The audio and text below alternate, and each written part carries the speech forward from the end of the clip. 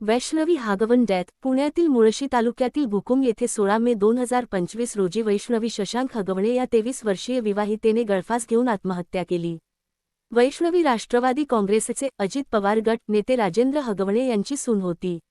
वैष्णवीच्या मृत्यूमुळे राज्यभरात खळबळ उडाली आहे.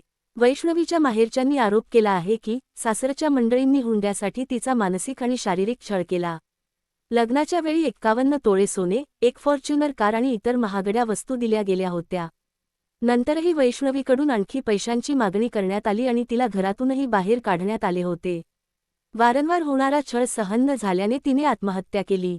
इन्स्टाग्रामवरील पेजने शेअर केलेले वैष्णवीच्या लग्नातील फोटो सध्या व्हायरल झाले आहेत. वैष्णवी आणि शशांक यांचा प्रेमविवाह झाला होता. वैष्णवी आणि शशांक यांच्या लग्नाला वैष्णवीच्या घरातल्यांचा विरोध होता. विरोध पत्करून वैष्णवीने लग्नाचा निर्णय घेतला. वैष्णवीच्या घरातल्यांनी थाटात तिचे लग्न करून दिले होते. मात्र शशांक वैष्णवीच्या चारित्र्यावर संशय घेऊ लागला होता.